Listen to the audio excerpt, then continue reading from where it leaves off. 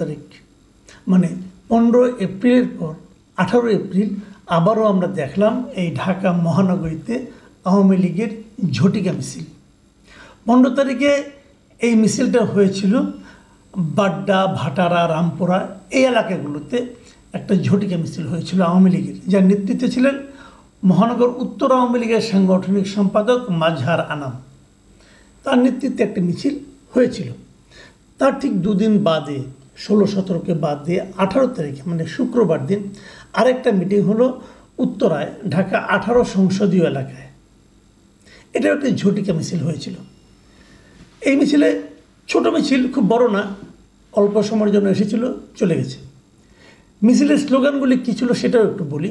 স্লোগানে ছিল জয় বাংলা, জয় বঙ্গবন্ধু, তারপরে শেখ হাসিনা আসবে, বাংলাদেশ হাসবে, শেখ হাসিনার ভয় নাই, রাজপথ ছাড়ি নাই, শেখ হাসিনার সরকার বারবার দরকার, তুমি কে আমি কে, বাঙালি বাঙালি, এই সমস্ত নানা ধরনের স্লোগান এই মিছিলে ছিল।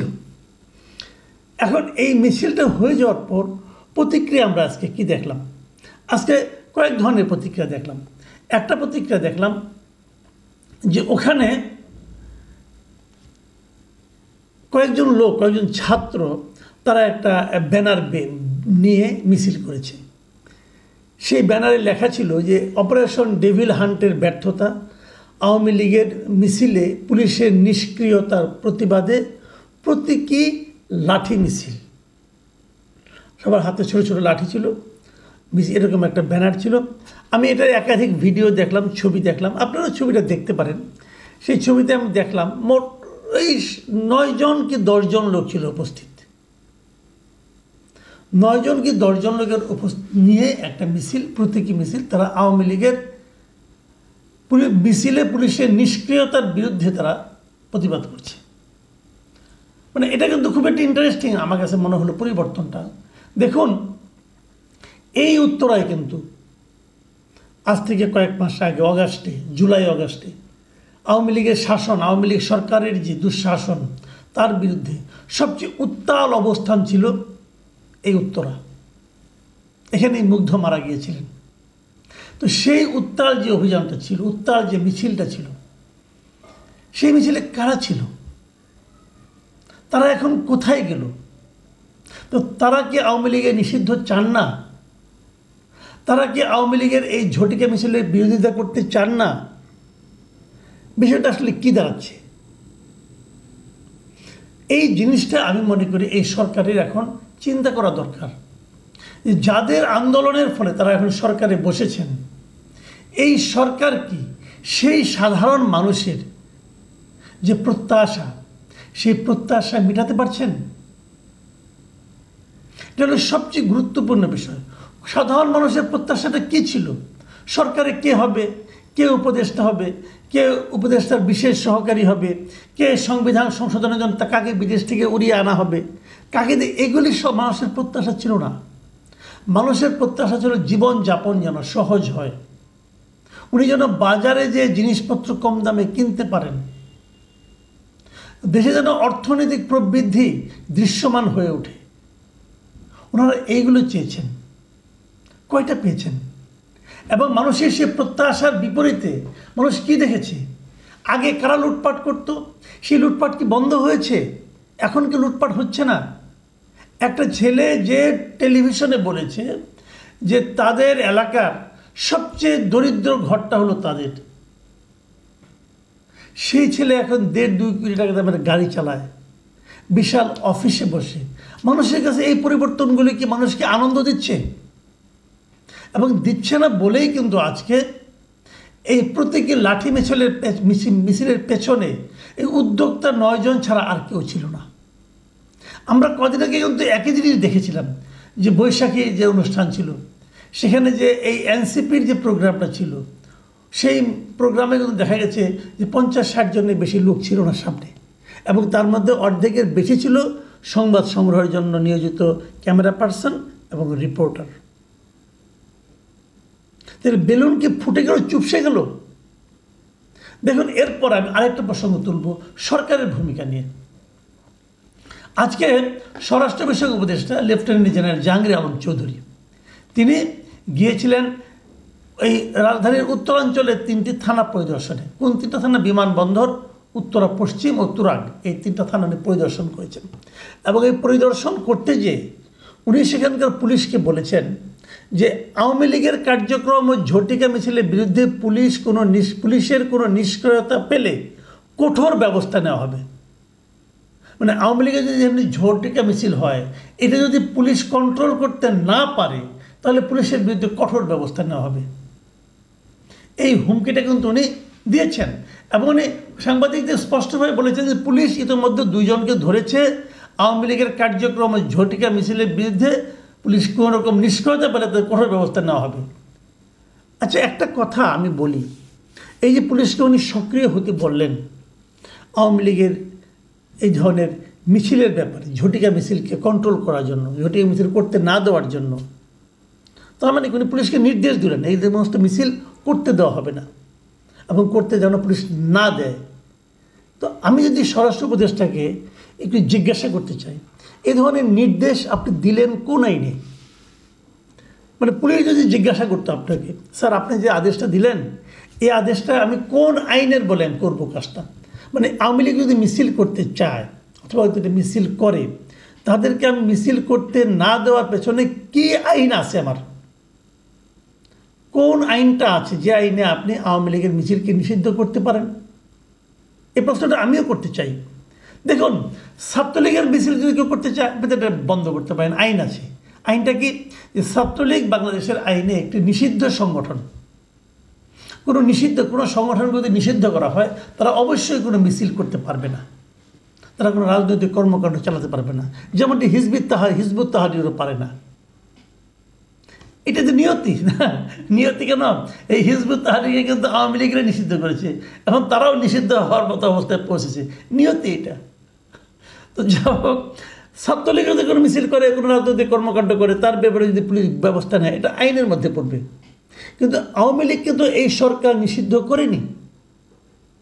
যে সরকার আওয়ামী লীগকে নিষিদ্ধ করেনি সেই সরকারের সংশ্লিষ্ট উপদেষ্টা, মানে মন্ত্রীর মর্যাদার উপদেষ্টা, সংশ্লিষ্ট উপদেষ্টা যদি বলে তার পুলিশকে যে তাদেরকে তোমরা মিছিল করতে দেবে না, এখন যদি ওই পুলিশ তাকে প্রশ্ন করে, স্যার আপনি যে কথাটা বললেন এটা কি আইনি নির্দেশ থেকে বেআইনি আদেশ? কেন আমি আইনি এবং বেআইনের এই কথাটা তুললাম? আপনাদের একটু পিছনে নেব, আমি খুব বেশি দিন পিছনে না, এই সরকার দায়িত্বে আসার পরেই গত সেপ্টেম্বরে সম্ভবত সেপ্টেম্বরের দিকে উনি র্যাবের একটা মিটিংয়ে গিয়েছিলেন, যে সেখানে উনি বলেছিলেন ঊর্ধ্বতন কর্তৃপক্ষের বেআইনি আদেশ মানা যাবে না। এই মোহাম্মদ জাহাঙ্গীর আলম চৌধুরী উনি বলেছিলেন যে আপনার ঊর্ধ্বতন যদি আপনাদেরকে কোনো বেআইনি আদেশ করে আপনি সেটা মানবেন না, উনি বলেছিলেন। তাহলে এই আদেশটাকে আইনি আদেশ। উনি যেটা বললেন যে পুলিশকে আওয়ামী লীগকে মিছিল করতে দেবেন না, এটা কি কোনো আইনি আদেশ? কোন আইন বলেন তো আপনি আমাকে?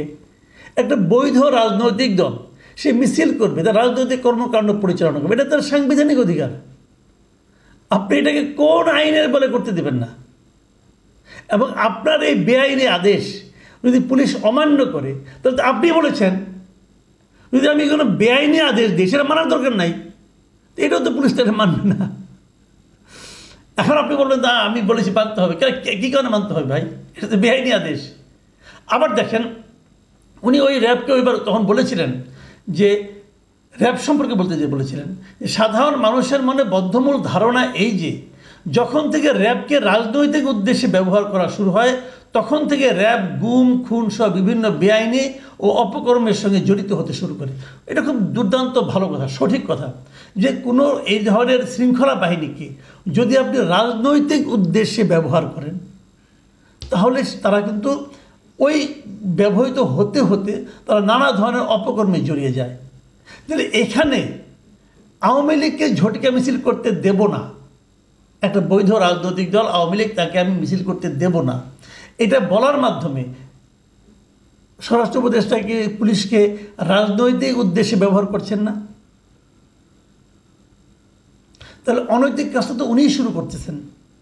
দেখুন, আওয়ামী লীগ নিষিদ্ধ করা উচিত কি উচিত না, আওয়ামী লীগের মিছিল করতে দেওয়া উচিত কি উচিত না, আওয়ামী লীগ রাজনীতি দেশে করতে পারবে কি পারবে না, আওয়ামী লীগের লোকদেরকে আমরা কতটুকু ঘৃণা করব, এই সবগুলি নিয়ে কিন্তু আলোচনা চলতে পারে। আমি এই আলোচনাতে কোনো আপত্তি দেখি না। কিন্তু আমার কথা হলো যে আপনি ততটুকুই করতে পারবেন, একটা পুলিশ ততটুকুই আওয়ামী লীগের প্রতি আচরণ করতে পারবে যতটুকু তাকে আইন কভার করে। পুলিশ তো আইন শৃঙ্খলা মানে রক্ষাকারী বাহিনী না, তারা তো বেআইনি কাজ তাদের তো করা উচিত হবে না। এখন যদি খোদ স্বরাষ্ট্র মন্ত্রণালয়ের উপদেষ্টা বলে তাকে বেআইনি কাজ করতে, তাহলে সে কী করবে? এখন আইন তো সরকারই তৈরি করে, তো আপনারা একটা আইন তৈরি করে নেন, আমার কোনো আপত্তি নাই। যদি পারেন একটা আইন তৈরি করে নেন যে আমরা আওয়ামী লীগকে নিষিদ্ধ করে দিলাম, করেন না ভাই, আমার কোনো আপত্তি নেই। একটা আইন তৈরি করেন এবং সে আইন তৈরি করে আপনি বলেন যে এই আইন যে না মানবে তার বিরুদ্ধে আমি ব্যবস্থা নেব। তাহলে একটা এটা হবে একটা আইনি নির্দেশ। কিন্তু আপনি তো বেআইনি নির্দেশ দিচ্ছেন, যেটা আইনে নাই আপনি সেই নির্দেশ দিচ্ছেন। জাহাঙ্গীর সাহেব, আপনাকে তো আইনটা একটু বুঝতে হবে ভাই, আইনটা পড়েন। আপনার নির্দেশটা কি আইনি নির্দেশ হলো? ঠিক এই জায়গাটা মাথায় রাখতে হবে, সরকারকে মাথায় রাখতে হবে। কিন্তু মাথায় রাখতে হবে কেন ছাত্রদের ওই প্রতীকী লাঠি মিছিলে মাত্র 9 জন লোক থাকে, সরকারকে বুঝতে হবে। এই জিনিসটা কিন্তু আওয়ামী লীগ সরকার বোঝে নাই যে কেন। এই যে আমার মনে আছে, স্পষ্ট মনে আছে, যখন মুক্তিযুদ্ধের সন্তানদের কোটা, পোষ্যদের কোটা বাতিল হলো, তখন তার কিছুদিন আগে আমি দেখেছিলাম এই শাহবাগে মুক্তিযুদ্ধের প্রজন্ম লীগ নামে কি একটা প্রতিষ্ঠান ছিল, এরা একটা মিছিল করছিল কোটার পক্ষে। সেখানে লোক ছিল 20-22 জন। তো সরকার কিন্তু 20-22 জনের পক্ষে গেছিল। ফলটা কি হয়েছে সরকার নিশ্চিত টের পেয়েছেন, সরকারের পতন হয়েছে। কিন্তু সংখ্যাগরিষ্ঠের পক্ষে আপনাকে থাকতে হবে। আপনারা যাদের পক্ষে এখন আছেন ওখানে মাত্র 9 জন থাকে, আর তাদের যে মূল দল, তাদের যে মূল অনুষ্ঠান, একটা আয়োজন করা অনুষ্ঠান, অনেক দিনের মানে ঘোষিত অনুষ্ঠান, সেই অনুষ্ঠানে সাংবাদিক সহ থাকে 60 জন। আপনাদের বুঝতে হবে পায়ের নিচের মাটি এখন ধীরে ধীরে সরে যাচ্ছে। এটাও বুঝতে হবে কেন সরে যাচ্ছে। আপনারা মানুষের প্রত্যাশা মেটালে এগুলি কোনো ইস্যুই হতো না, তোর পুলিশকে আরও অর্ডার দিতে হতো না, মানুষই এদেরকে প্রতিহত করতো। কিন্তু সেটা আপনার মানুষের প্রত্যাশা যখন মেটাতে না পারবেন তখন এরকম হতে থাকবে। ওই চিৎকার চেঁচামেচি করে ওই ফেসবুকে অথবা ইউটিউবে অথবা সোশ্যাল মিডিয়ায় ওই ক্যাম্পেইন করে আপনি মানুষকে মাঠে নামাতে পারবেন না। যতক্ষণ পর্যন্ত মানুষ মাঠে না নামবে ততক্ষণ পর্যন্ত আপনাদের এই সমস্ত বেআইনি আদেশ আর পালিত হবে না। প্রিয় দর্শক, এখন এ পর্যন্তই। প্রিয় দর্শক, এতক্ষণ আমরা ওনার কথাগুলো শুনছিলাম এবং উনি প্রিভিয়াস গভর্নমেন্টের বিভিন্ন দলীয় লোকেরা যে মিছিল করছে এই বিষয়টি নিয়ে উনি কথা বলেন এবং মিছিল তারা কেন করতে পারবে না বা করতে যারা দিচ্ছে না বা করতে নিষেধ করতেছে তারা কোন আইনে করছে, এই বিষয়গুলো নিয়ে উনি কথা বললেন এবং ওনার কথার মধ্যে যুক্তি আছে। আর সেই প্রেক্ষাপট যদি আমরা চিন্তা করি অতএব এবং প্রিভিয়াস গভর্নমেন্টের যে অপকর্মের বিষয়গুলো যদি আমরা চিন্তা করি তাহলে তাদের মিছিল করার বা অধিকার কতটুকু আছে বা সেই জায়গা থেকে অবশ্যই এটা আমাদের চিন্তার বিষয়। এবং যারা ইন্টার গভর্নমেন্ট আছে তাদের এই জাতীয় অ্যাক্টিভিটি অবশ্যই তাদের নজরে রাখা উচিত এবং ভবিষ্যৎ রাজনীতিতে যে কোনো ধরনের নেগেটিভ ইম্প্যাক্ট যেন না পড়ে এবং বাংলাদেশ উন্নতির ক্ষেত্রে যেন কোনো বাধাগ্রস্ত তৈরি না হয় সেই দিকে অবশ্যই ইন্টার গভর্নমেন্টের নজর রাখতে হবে, এই আশা আমাদের।